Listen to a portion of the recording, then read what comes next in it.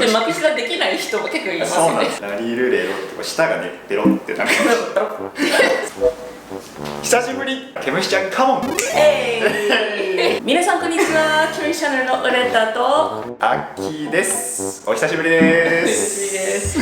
1年半前のやつが高く評価されたので、まあされたのに1年半経ってしまいました。放置されました。そう、申し訳ございませんが、ちゃんと戻ってきました。はい。じゃあ最初からいろいろ撮影するんだけど、今回はまず前回と一緒、ちょっとインタビュー的なもので、実はインスタで募集してきました。はい、で、いくつかをピックアップして本物の日本語先生に聞いてみようかなっていうネタで、牧先生を呼びました。Resources for self-study, hacks, コツ for remembering grammar in kanji. How long does it take to get to N2 or N1 if I study consistently? 難しいね。もう3年でもできるの。Why are there so many counters? 可動詞、自動詞、発音。普通に発音と漢字の覚え方が一番多かったかな。で、中に和 vs がとかちょっと具体的な文法的な質問が入ってたんだけど、それはちょっと申し訳ないんです。ここではしません。しないことにしました。そうですね。っていうのは、もう正確秋先生がもうすでに三分塾っていうチャンネルで全部、結構解いてるその謎和とかっていうすごいいい動画があるので、それは後で見てくださいっていう、お願いします。私は普通に質問したかった最初、まず発音ね。最初勉強し始めた頃、そんなに日本語、発音気にする人は気にするんだけど、別にピッチアクセントとかこういう洒落たコースはなかったんですよ。なんか今になって結構、道元先生っていう人もそうだけど、そういうピッチアクセントちゃんとした発音を身につけるコツとかそういうものがあるんだけど、私はそういうのなかった、教科書さえなかったっていうみたいな時代でした。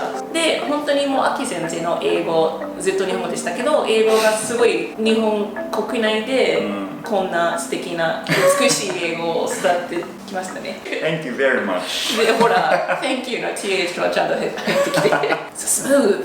ビデオの中だけ。No, it's very glossy, very flossy. And I'm just thinking, like, how did you teach yourself pronunciation while you were in your home country? そうですね。まずは個人的に発音やっぱり上手になりたいなって気持ちが結構ありました。私は。でそれ多分ない人もいると思うんですよね。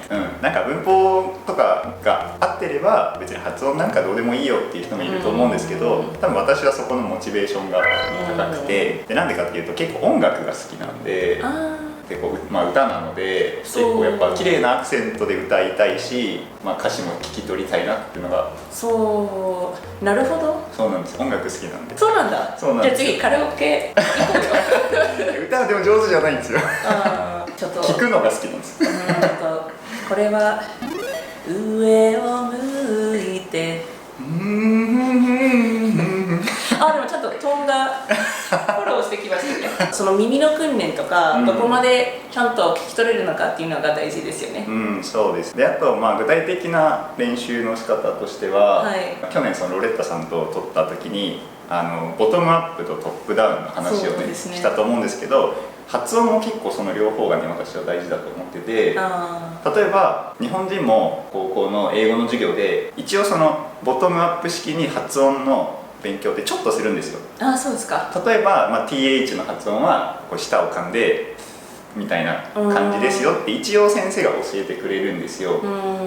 だけど、それだけだと結構難しいですね。 TH は舌を噛むんですよとか F の発音は日本語のフじゃなくてこのフですよっていう歯をつけるみたいな。そうですね、そのイメージはでも結構大事で、そのイメージを持った状態で今度トップダウン式に音楽とか映画とかを見て聞いて、でそうするとその舌を噛むんだよっていうイメージとその実際に聞こえる音がなんかマッチするところが出てくるんですよね。なんとなくわかりますかね。最初中学生の時とかはなんか TH スとかやってでもその舌を噛むイメージで音楽とかを聴いてると、あ、こういう感じで舌を噛めばいいんだってだんだん分かってくると思うんですよね。で私の場合はトップダウン的なものあったけど、そのボトムアップはなかった。ああ、なるほどなるほど。そうで、これも質問に入ったんだけど、その日本のラリルレロの発音をどうしたらいいみたいな。あ、どうしたらいい、私はいつも言ってるのが、巻き舌の1個だけを使いましょう。の1回ストップ。あ、そうですね。それが難しいんですよね。で巻き舌できない人も結構いますよね。そうなんですね。ラリルレロって舌がね、ペロってなる感じ。そうペロってなる感じ。で本当はこれすごい細かい話になるんだけど、口の形はもちろん唇あって、で歯があって、でその上のところの一番後ろにちょっと坂みたいなところがあるんですよ。それがalveolar ridge っていうところというんですよ。P、B が唇でできる音で、後ろのところの alveolar ridge で空気を通せば、巻き舌みたいな形ができるんだけど、同じ場所で1回だけこうベロッとすると、その T でもなくて L でもなくて R でもなくてバロンの日本語の R が出てくるっていう説が説明があります。そうですね。その知識はそのボトムアップとして大切だと思います。そのイメージを持ったまんま日本人の歌とか映画とかを聞いてるとだんだん分かってくると思うんですよね。そうですね。We make this sound in English actually in the word ladder, like climb a ladder. That D, we write it with 2 Ds, but that's the same sound. そうなんですよね。いろんな細かい話が。そうなんですよ。難しいですよね。そう。でもそういうボトムアップとトップダウンをちゃんと2つ持っていれば、なんとなく身につける。そうです。で、結構知らない人多いと思うんですけど、そのボトムアップ用の音声の教材って最近はあるので。ありますあります。いろいろ多分アクセントの教材最近はあるので、それはねいいと思います。そう、なんかカラオケ的な合ってますかみたいな。ありますあります。ありますよね。ひょろひょろひょろひょろ。そう多分すぐはできないと思います。時間はかかると思うので、まあね、気長に。そう早くすぐできる答えはないんですよ。だからある程度こういうコツはあるんですけど、動力は必ず必要です。魔法的なものはないんですよ。それがポイントなんですよ。コツプラス動力。そうです。継続は力なりですね。そう。いい。Is it hard teaching kanji? How do you remember them all and teach them all? 難しい。いうことは、たまたま忘れる時はありますか？しょっちゅう忘れますよ。まず私が漢字をどうやって覚えたかっていうのは、これ前のビデオでもね、クリ話しましたけど、やっぱり子供の時からね宿題でいっぱい書いて覚えました。で、教えるっていうことに関しては、自分が教えると自分も勉強になるし忘れなくなります。でも漢字を教えるのは私は結構好きで、面白いです。ただ教えるのはいいけど、やっぱりそのね、教えても忘れちゃうっていうのが結構多くて、覚えるの大変だなと思って、でそれはやっぱりそのさっきも言ったけど、覚えるためには結構書くっていうのね大事だと思うんですよね。やっぱり教えた時はみんな分かってくれるし、面白いなって思ってくれるんですけど、やっぱ忘れちゃうっていうところですかね、一番のハードルは。だから授業はいいけど、テストがダメなんですよ。そうだね。普通にメモを書くときは、洗濯物忘れないでとか、冷蔵庫の中にあるもの私のですよとか、そういうああいう日常的なメモします。その時にやっぱり出てこないなとか苦労しますか？俺がですか？はい。いや、あんまりしないかも。だから一人でノート書いてる時は書けるんですけど、授業の時に前に立ってこうやって書いてると忘れるんですよ。結構なんかもう大学、初級じゃなくても中級ぐらいで大学の授業なんですけど、もう私が教えるんじゃなくて、学生にもうこの漢字調べてきてって言って宿題にして、で次の授業でそれを発表するんです。この漢字の読み方はこれです、書き方はこうです、意味はこうです、こんな言葉があります、こんな例文がありますっていうのを全部調べて発表してもらうっていうのをやってるんですよ。使うのが大事ですよね。うん、そうですね。この前すごい嬉しいことがあったんですけど、はい、私の三本軸のビデオに対するコメントをビデオで作ってくれた子がいて、三本軸のビデオを見て、これはこういうことだって分かりましたっていうビデオを作って YouTube にアップしてくれたんですよ。アウトプットですね。アウトプットが大事ですよね。アウトプット大事です。前回も言いましたけど、やっぱ読む時ってね、漢字もそうだし振り仮名もねこうやって読んでるからすごい盛り上がったんだけど読む時は読めるかもしれないけど、なかなかアウトプットが難しいので、もっと積極的に使いましょう使いましょう、書きましょう。それこそもう最近やっぱ日本人でも書くことってどんどん減ってるので、SNS、 自分の Twitter とかでもいいと思います。Twitter に漢字を使ってとりあえず文章を書いてみたい。私は日記書いてたんだけど、日記いいと思います。なんで、別に漢字得意ところでもないんだけど日記書いてたでも日記いいと思います。音読できないっていう動画アップしたんだけど、コメントでやっぱり日本人の場合は必ず音読なんかクラス授業の中でします。します。で知れなかったら周りの人が助け合うちょっと書いてたんだけど、そういうのが私の周りにはあんまりなかった。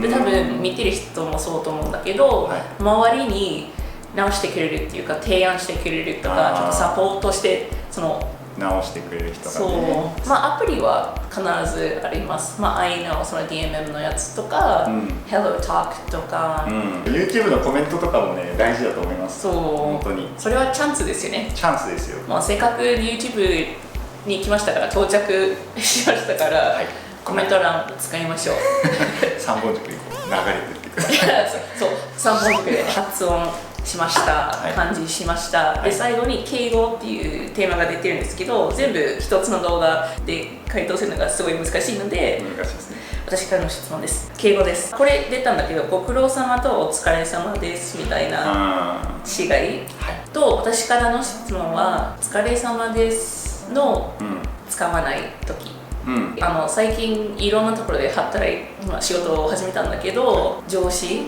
が目上の人がよく通しますね。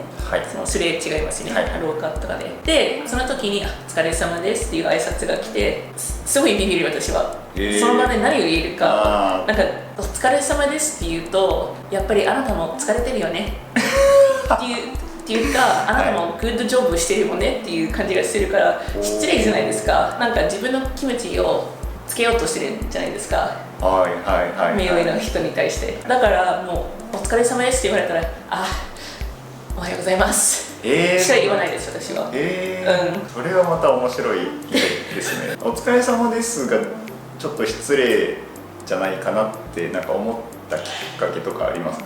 働いてる会社の中で2社がすごい大手で、上司って言っても私の上司ではなくて、なんか本当のボスとか有名人みたいな方がいて「お疲れ様です」と優しく言ってるから、でなんか言えないじゃん。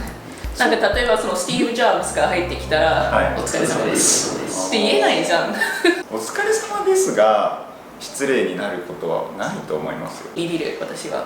逆にその問題になるのは「お疲れ様です」じゃなくて「ご苦労様です」。これ結構日本の中でも意見が分かれるんですけど、なんか最近の人というか、最近のイメージは「ご苦労様です」は下の人が上の人に使っちゃいけないっていうのがあります。会議があっていろんなペットボトル持ってきた優しいボスが登場して「ご苦労様です」それダメですね。ですね昔はそうでもなかった。そっか。っていうのがあって、だからだんだんこう敬語もね変わってるんですよね。No ちょっと労働的なイメージがしてますね、私は。そうですね。修理してくれたお兄さんに対してご苦労様ですみたいな感じです。そうですね。でも上から下なら結構あると思います。そっか。下の人が何か仕事をして、例えば「はい、資料できました」提出して「ご苦労さん」って言われると思います。関係性にもよりますね。スティーブ・ジョブズが来たら、でも自分の会社の社長だったら私は使いますけど「お疲れ様です」。多分日本人はその「お疲れ様です」って言葉のその意味を考えてない。考えてないです疲れましたよねみたいな、疲れてますよねみたいな意味は特に考えてないです。でも敬語、それは敬語かな。敬語です。敬語の一つ一応トップ3発音と漢字と敬語にぶつけました本当にこれから1年半じゃなくてもう焼酎ちゃんとコラボしましょうよ。しましょう本当に次は1年も開けないでしましょう。そう、はい、来週でもいつでも OK っていう。そう、いやもうねロレッタさん忙しいんですよ。でも落ち着いてきたからこれからですね、できなかった質問がまだ残っていれば全然ぜひコメントで書いてもそうですね、大丈夫です。大歓迎ですいっぱいあると思います。はい、ということで今日はこれで幕を大丈夫かな大丈夫です、全然大丈夫です。秋先生の顔と知識、その心、その全部を見たかったですねじゃあ続きはこのチャンネルでもしますけどぜひぜひそうですね、三本軸、はい、私のチャンネルにもぜひ遊びに来てください。でコメントで漢字練習していっぱい日本語を使ってみましょう。はい、お願いします。 We'll see you on the next one. じゃあまたね、バイバーイお疲れ様でした